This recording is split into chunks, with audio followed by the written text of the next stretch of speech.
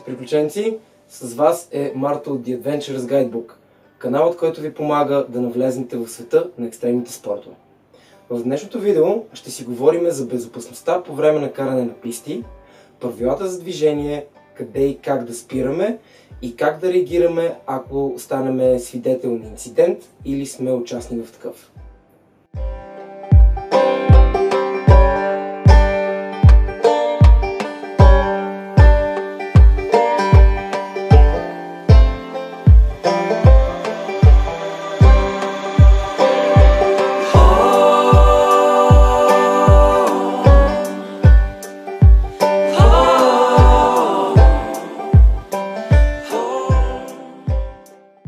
Първото и най-важно нещо, което трябва да съобразите, това е вашето собствено ниво и правилният избор на писти. За начинаещите е хубаво да започнат от зелени и сини писти, малко по-напредналите от вас могат да отидат и на червени, а много по-добрите от вас и на черни писти. Голяма част от инцидентите се случват точно заради грешна преценка на нивото и съответно неправилен избор на писта за каране. Във всеки курорт има карта с цветовете на пистите, където можете да изберете подходяща такава за вас.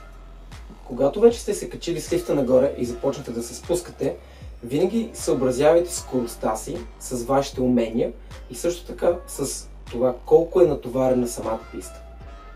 Спазвайте дистанция с другите скиори и бордисти и винаги осигурявайте достатъчно място при изпреварване. Важно правило при карането по писти е, че каращият отзад трябва да пази тези пред него, които са с предимство. При пресичане на няколко писти или кръстопът, с предимство са хората, идващи от дясно. Ако ви се наложи да спрете за почивка, да говорите по телефона или просто да изчакате своите приятели, винаги правете това в някой от двата края на пистата или на места, където другите каращи могат да ви видят отдалече. При повторно включване в пистата, винаги поглеждайте нагоре и се уверете, че никой няма да ви отнесе. Много груба грешка е спирането в средата на пистата или веднага след падове или остри завои, където хората не могат да ви видят отдалеч и е възможно да върхлетят върху вас с висока скорост. При инцидент на пистите, първото нещо, което трябва да направите след сблъсъка, е да се уверите, че всички участници в него са невредими, независимо кой е виновен. Ако инцидентът е по-сериозен, веднага отцепете мястото, като поставите щеки, борд или ски 5 до 10 метра над инцидента. След което проверете състоянието на човека и ако той е сериозно наранен и няма възможност да продължи, се обадете на телефон 112 или подайте сигнал в планинска спасителна служба. Добра идея е всеки път, когато карате в някой курорт, да се поинтересувате кой е директният телефон за връзка с ПСС. Така, ако се случи инцидент, вие можете да подадете сигнала към тях без никакво забавяне от други оператори и можете да им обясните какъв е случая и къде се намират. Изчакайте тяхното пристигане и ги попитайте дали може да бъдете полезни с нещо друго.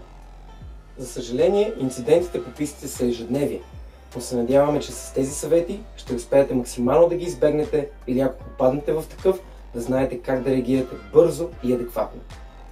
Бъдете толерантни към всички каращи и не забравяйте, че никой не се е родил научен. Благодарим, че бяхте с нас отново тази седмица и ви пожелаваме един успешен и безавариен сезон. Бъдете с нас отново другата сряда, когато сме ви подготвили нови интересни неща и теми за разговори. Stay safe!